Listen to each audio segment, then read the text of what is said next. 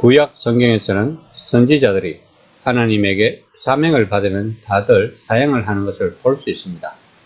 예레미야 1장 6절 말씀입니다. 내가 이르되 슬프도소이다. 주 여호와여 보소서.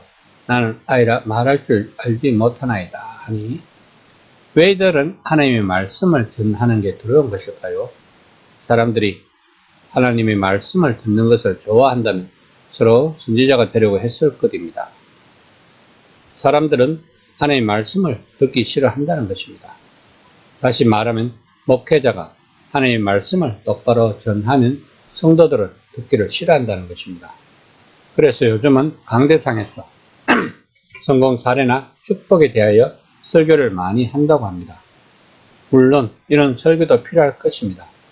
그러나 성도들의 신앙이 성장하려면 성경에서 말하는 하나님의 뜻을 똑바로 전해야 성도들이 고난을 당했을 때 하나님을 체험할 수 있는 마중물이 되는 것입니다.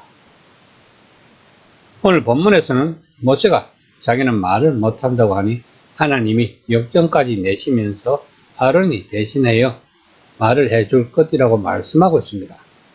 하나님은 일꾼들을 부르실 때 그냥 부르시는 것이 아니고 준비를 해놓고 부르신다는 것입니다.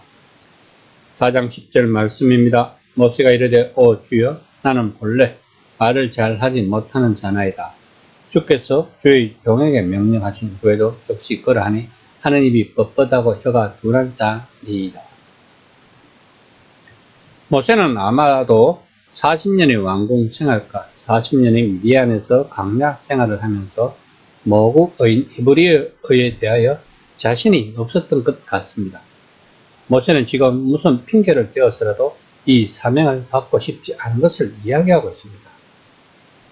4장 11절에서 12절까지 말씀입니다. 여호와께서 그에게 이르시되 누가 사람의 입을 지었느냐? 누가 말 못하는 자냐?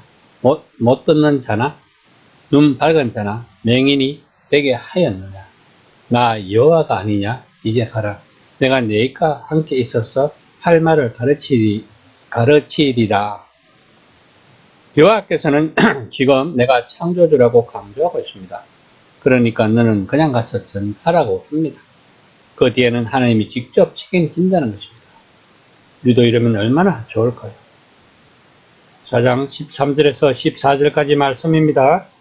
모세가 이르되 오 주여 보낼 만한 자를 보내소서. 여호와께서 모세를 향하여 노하여 이르시되 레위 사람 내 형 아론이 있지 아니하냐? 그가 말 잘하는 것을 내가 아노라. 그가 너를 만나러 나오나니 그가 너를 볼 때 그의 마음에 기쁨이 있을 것이라. 모세가 지금까지 4번에 걸쳐서 사형의 뜻을 표했는데 하나님은 그때마다 해결책을 제시했습니다. 그러나 5번째도 거절하자 하나님께서는 마침내 진노하시며 그에게 또 다른 해결책으로 그 형 아론을 대변자로 준비해 놓았다고 이야기를 하십니다. 우리는 여기서 하나님이 어떤 분이신가를 알아야 합니다. 성경은 끊임없이 이야기하고 있는 것은 하나님이 이런 분이시다는 것을 이야기하고 있는 것입니다. 그러니까 너희들의 하나님은 이런 분이시다. 그러므로 너희들이 고난을 당해도 하나님이 뒤에 계시니까 항상 강하고 담대하게 나아가라고 성경은 이야기하고 있는 것입니다.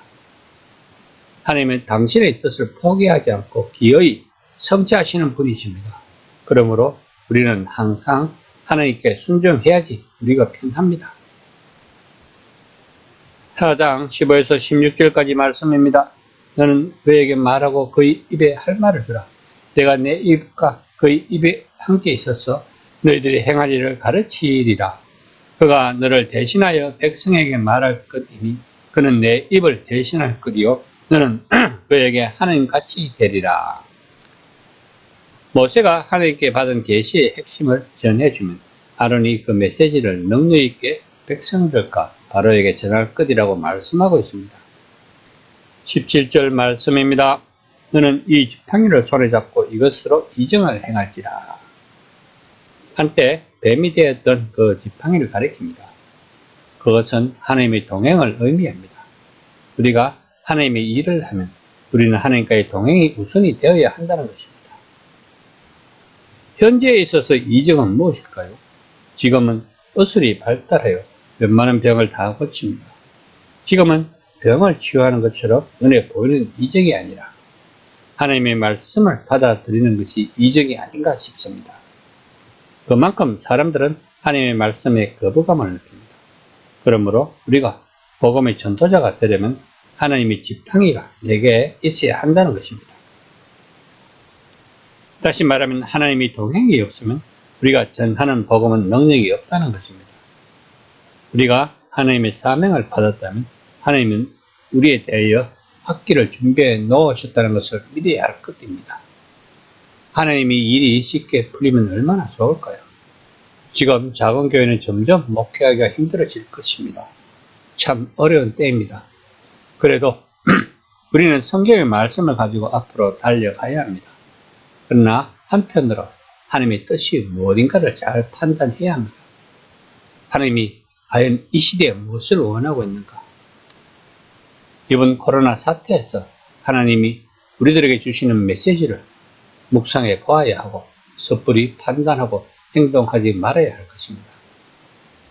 우리가 하나님의 뜻을 잘 알기 위해서는 하나님의 지팡이가 우리에게 있는가를 먼저 알아야 합니다. 하나님의 동행 없이 하는 모든 일은 우리의 의를 위해서 하는 것입니다. 선교, 구제, 봉사, 11조, 심지어 목회까지도 우리들의 의를 위해서 하게 된다는 것입니다. 이 시간 나에게 하나님의 지팡이가 내 손에 쥐어져 있나 생각해 보아야 할 것입니다. 만약 없다면 우리는 먼저 지팡이를 구해야 할 것입니다.